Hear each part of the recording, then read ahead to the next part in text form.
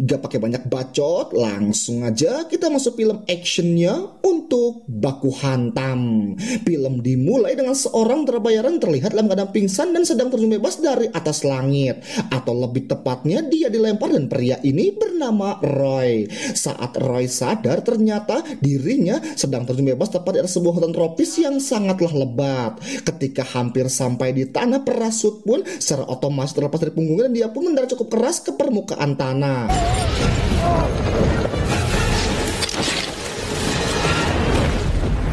Setelah Roy terbangun di situ, dia juga melihat seseorang yang terjatuh tepat di sebelahnya. Dan orang ini bernama Kuchilo. Dia adalah seorang kardinal koboi asal Amerika. Orang ini juga bernasib sama, yaitu sama-sama dilempar dari atas hingga sampai ke sini. Selain Kuchilo, rupanya ada juga yang lainnya senasib dengan mereka. Ada seorang tentara khusus Rusia yang bernama Nikolai. Dan juga seorang penembak jitu yang bernama Isabel. Di lain sisi, mereka juga bertemu lagi dengan dua orang yang lagi baku hantam, dan dua orang ini juga bernasib sama dengan mereka, seorang tentara pemberontak RUV dan juga seorang terpidana mati asal Amerika.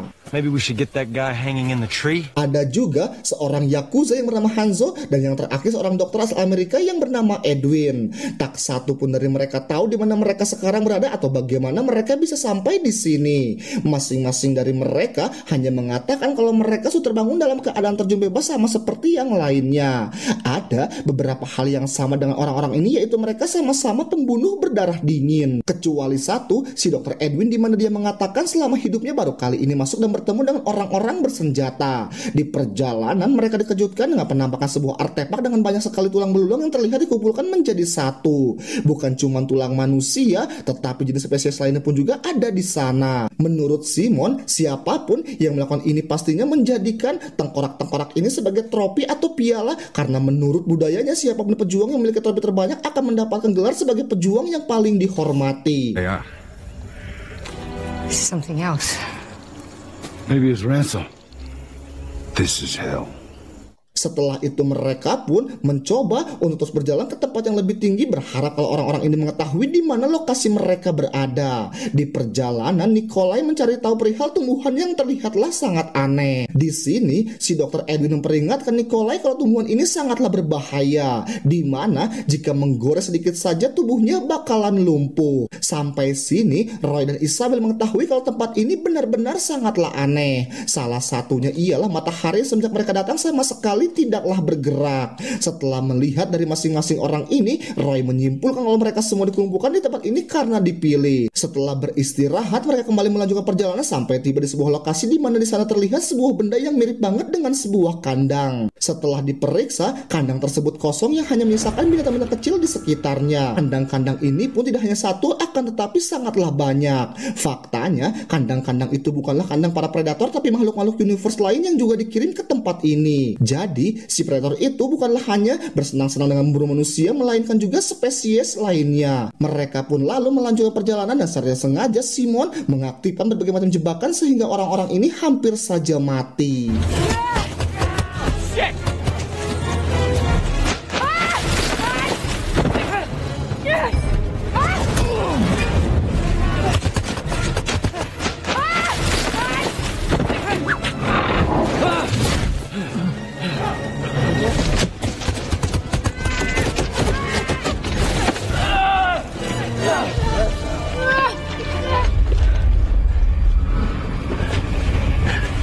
Meters. Take him. I don't have to. Setelah selamat dari jebakan tadi, mereka menemukan mayat seorang pria yang mati dengan cara mengenaskan. Ternyata pria inilah yang sudah membuat semua jebakan tadi. Pria ini diperkirakan sudah mati sekitar 2 minggu yang lalu, dan sebelum dia mati, dia sempat menembak ke segala arah. Setelah dicari tahu tentang data dirinya, baru diketahui kalau pria ini adalah seorang pasukan khusus Amerika yang sebenarnya sedang tugas di Afghanistan. Roy juga mengatakan kalau perangkap ini dibuat untuk menjebak sesuatu yang lebih besar. This was the last stand.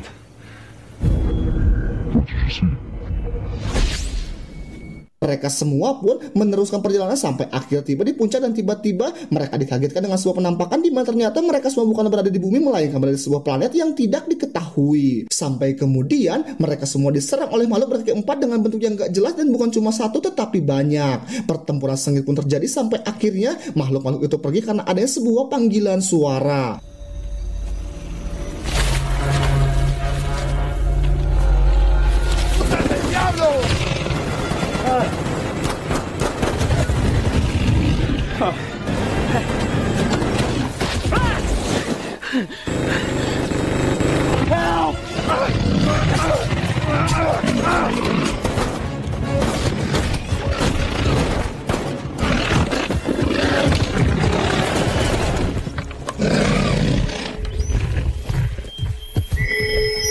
Mereka pun kemudian menyadari sesuatu hal kalau mereka ini sedanglah diburu. Orang-orang ini dibawa ke tempat ini untuk tujuan sama, yaitu sebuah permainan. Layaknya pemburu yang sedang mengamati buruannya atau mangsanya. Hewan-hewan yang bentuk yang gak jelas tadi sengaja dikirim untuk mengamati dan juga menguji mereka semua.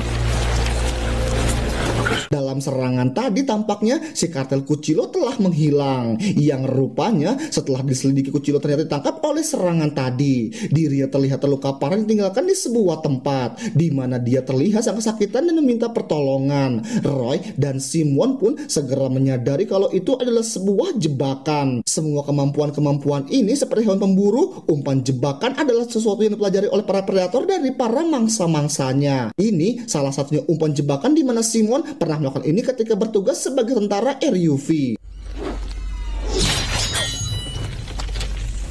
Roy memutuskan untuk mendengar Cuchillo diikuti oleh yang lainnya. Isabel yang awalnya gak setuju tapi dengan berat hati, dia pun mau gak mau juga ikutan. Tapi sebelum mendengarkan bos kartel itu, Isabel menembak Cuchillo hingga tewas agar ia tidak menderita.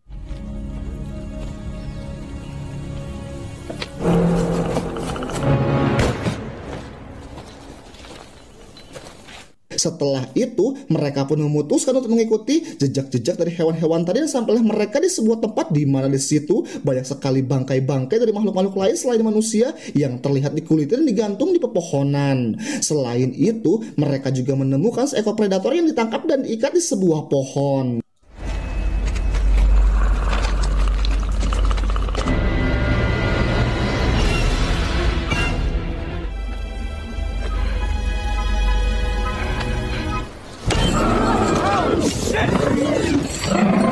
Namun tiba-tiba sesuatu menusuk tubuh Simon dari arah belakang dan disusul oleh Roy yang muncul dan menyuruh yang lainnya untuk segera berlari. Dengan berbagai macam kemampuan, makhluk-makhluk ini menembaki Roy dan teman-temannya. Mereka pun akhirnya jatuh ke dalam jurang dan nyemplung ke dalam sungai.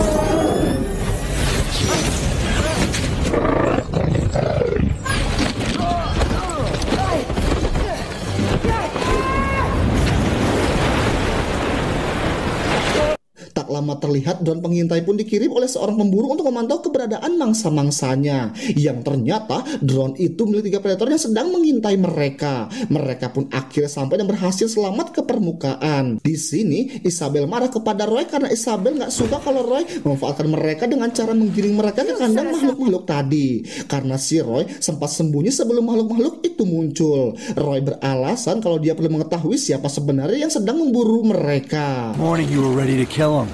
Mereka pun akhirnya tahu kalau yang memburu mereka memiliki tubuh yang lebih besar dan juga lebih cepat. Selain itu, persenjataan yang canggih dan pastinya ada 3 ekor. Roy juga mendesak Isabel untuk memberitahu kepada semua orang karena Roy curiga kalau Isabel ini tahu siapa sebenarnya makhluk-makhluk tersebut. Isabel pun menceritakan sebuah kejadian 23 tahun yang lalu, tepatnya di tahun 1987 di Guatemala, di mana ada satu unit pasukan khusus yaitu 6 orang diantaranya termasuk seorang anggota CIA, dan semuanya pun akhirnya tewas. Hanya 1 orang yang berhasil selamat. Ketika diinterogasi, ia mengatakan kalau timnya melakukan kontak dengan sesuatu dan dia juga menceritakan detailnya secara lengkap, di mana makhluk itu menggunakan sebuah pakaian yang bisa membuatnya menjadi invisible. Makhluk itu juga melihat sasarannya melalui infrared atau sebuah alat mendeteksi suhu panas, dan hanya lumpurlah yang bisa membuat makhluk itu terbunuh. Mereka pun mengatur strategi untuk menjebak si predator, dan setelah beberapa lama sebuah penampakan pun terlihat.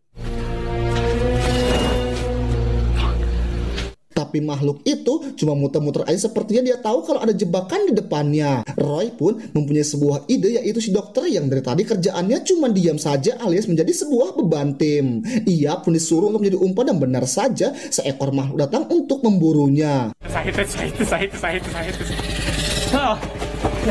Ketika sedikit lagi makhluk itu menangkap si dokter, Isabel dengan cepat membunuh makhluk tersebut.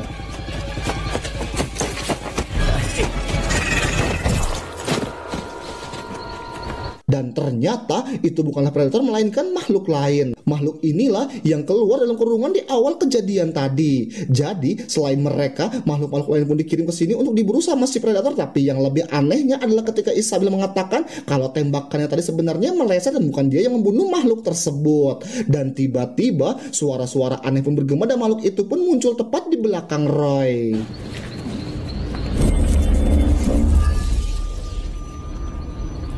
Tapi rupanya itu oleh seorang manusia yang menggunakan pakaian predator. Roy dan teman-temannya berjalan mengikuti orang tersebut sampai ke persembunyiannya. Sampai akhirnya mereka sampai di sebuah kapal luar angkasa yang udah terbengkalai. Orang misterius ini bernama Nolan. Sampai di sini dia bercerita kalau dirinya ada di planet ini sama dengan Roy dan teman-temannya, tapi sadisnya dia bertahan di tempat ini selama 10 musim. Nolan pun mengaku kalau dia sudah membunuh kira-kira 2 ekor predator selama berada di tempat ini. Nolan juga mengatakan kalau ada 2 jenis dari makhluk-makhluk tersebut. Mereka tampak sama tetapi sebenarnya berbeda. Di mana jenis predator lebih besar turun ke tempat ini untuk berburu sama jenisnya yang lebih kecil. Dan hal itu sudah berlangsung sangatlah lama. Setiap musim berakhir akan dikirim lagi mangsa yang baru dan dipilih dari berbagai jenis manusia ataupun hal lainnya. Setiap kali mangsa-mangsa mereka bisa membunuh salah satu predator itu, si predator tersebut malah makin tertarik dengan manusia. Karena itu mereka selalu beradaptasi dan mengembangkan taktik perburuan mereka dan mereka selalu berevolusi. Nolan juga mengatakan kalau para predator itu memiliki sebuah pesawat luar angkasa yang digunakan untuk pergi dan kembali lagi setiap musimnya yang jaraknya nggak jauh dari perkemahan para predator tersebut. Setelah itu Nolan pun memutuskan untuk tidur sementara yang lainnya ngobrol-ngobrol santai. Nikolai mencoba mengatakan kalau dia lagi kangen sama kedua anaknya yang masih kecil dan dia juga menunjukkan foto anaknya di hadapan Stans dan juga Edwin. Sementara Roy dan Isabel terlihat sedang berbincang. Di sini Roy mengatakan kalau dia bisa memanfaatkan predator diikat di tempat yang sebelumnya mereka temui. Roy bermaksud untuk membebaskan predator itu sehingga dia bisa memanfaatkannya untuk menggunakan pesawatnya dan pergi dari tempat ini. Di tengah obrolan mereka, tiba-tiba kepulan asap dari tempat ini yang ternyata itulah keadaan si Nolan yang lagi nabung tepat di ruangan mereka. Karena faktanya si Nolan ini sudah gila karena berada tempat ini dalam waktu yang cukup lama. Nolan menginginkan barang-barang Roy dan kawan-kawannya dan juga Nolan gak mau kalau mereka semua ini akan menghabiskan semua persediaan makanan miliknya. Roy pun mencoba meledakkan pintu keluar, tapi akibat ledakan itu tempat persembunyian mereka diketahui oleh seekor predator yang sedang mencari mereka.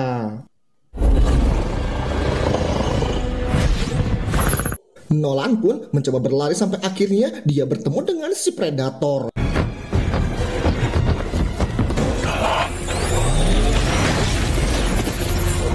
Setelah membunuh Nolan, si predator mendatangi Roy dan juga teman-temannya. Setelah diperiksa, makhluk itu rupanya telah menghilang. Mereka pun perlahan-lahan berjalan dan mencoba keluar di tempat ini, tapi di tengah jalan, si Dr. Edwin terpisah dengan yang lainnya.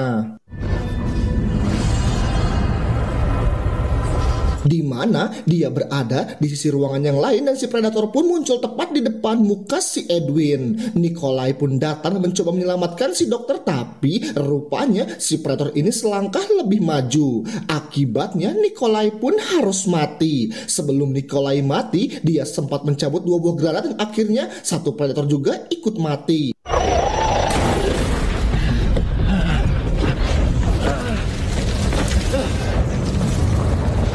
Mengetahui si predator telah mati, Stan pun menjadi kegirangan, tapi tiba-tiba satu ekor lagi muncul dan menyerang Stan tepat di punggungnya. Ketika predator ini berniat akan menghabisi Roy, seketika itu juga Stan bangkit lagi dan menyerang si predator bertubi-tubi, tapi karena mungkin pisaunya kekecilan gak berarti apa-apa sama si predator.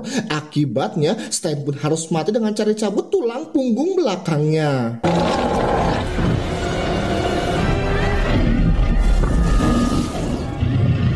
Roy dan yang lainnya kemudian memutuskan untuk pergi ke tempat kapal luar angkasa berada. Di tengah jalan si Hanzo memilih untuk berhenti dan memutuskan untuk menghadapi predator itu 1 lawan 1 dengan menggunakan sebuah samurai yang didapatkan di tempatnya si Nolan. Hanzo dengan gegah berani menantang 1 ekor predator tempat ini, sementara yang lainnya memutuskan untuk terus berjalan. Ketika salah satu predator datang, makhluk ini pun menghadapi tantangan dari Hanzo tersebut.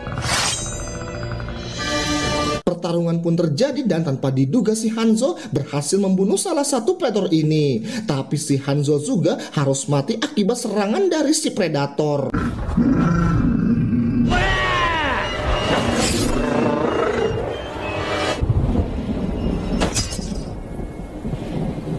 Roy, Isabel, dan Edwin yang terus berlari, tiba-tiba langkah mereka terhenti ketika kaki Edwin terkena jebakan dan membuatnya terluka. Roy berpendapat kalau Isabel harus meninggalkan dokter ini karena sudah menjadi beban, tapi karena kasihan Isabel nggak mau meninggalkan si dokter.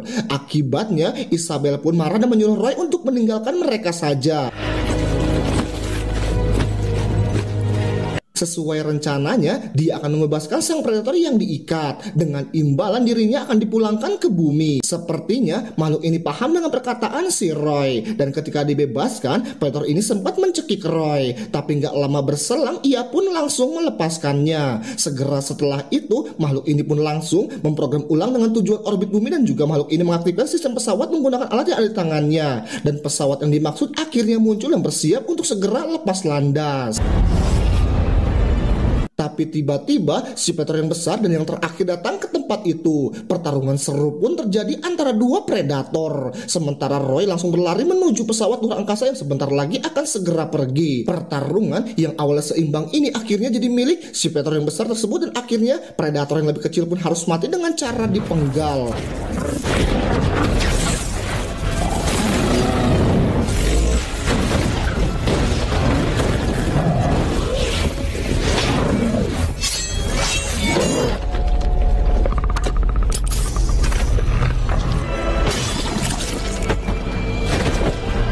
Sementara itu Isabel dan si Edwin yang berada dalam lubang mengetahui kalau pesawat luar angkasa berhasil pergi dari tempat ini. Di sana Isabel berasumsi kalau Roy sudah pergi meninggalkan dia dan juga Edwin. Di sini rupanya si Edwin menunjukkan sifat asli dirinya dengan menyayatkan sebilah pisau yang sebelumnya terpapar racun tumbuhan di kejadian awal tadi tepat ke dadanya si Isabel. Efek dari racun yang ada dalam pisau itu perlahan-lahan membuat Isabel mengalami kelumpuhan. Sementara itu pesawat luar angkasa yang segera akan pergi ini secara tiba-tiba diledakkan oleh si predator secara manual menggunakan alat yang ada di pergelangan tangannya.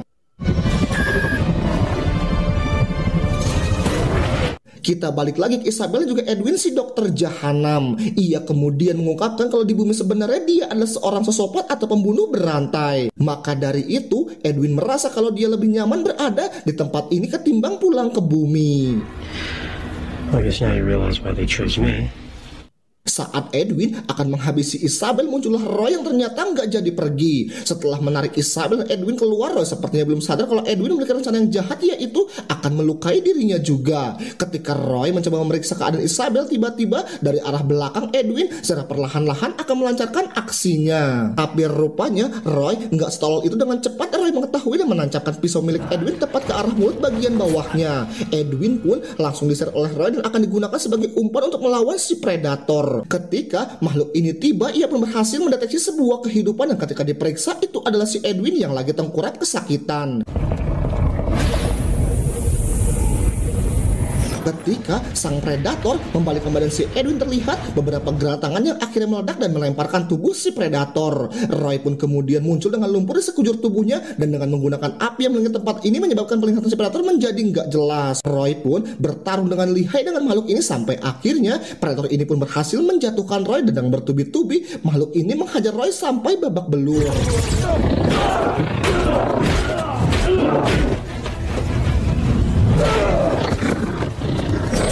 Oh shit!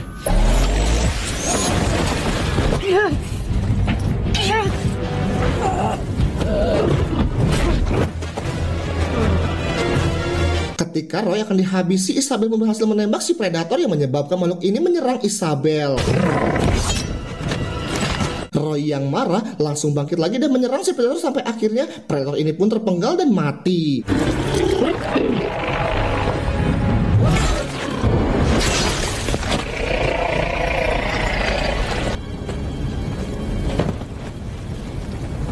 Roy yang terluka kemudian mengambil Isabel yang ternyata juga masih hidup. Pagi harinya Roy dan Isabel mau terbangun. Di sini mereka melihat banyak sekali parasut yang terlihat dilemparkan dari atas, yang artinya ini belum berakhir. Setelah itu mereka berdua kemudian pergi sambil mencoba untuk mencari cara untuk keluar dari planet ini. Dan akhirnya alur cerita film action ini pun usai.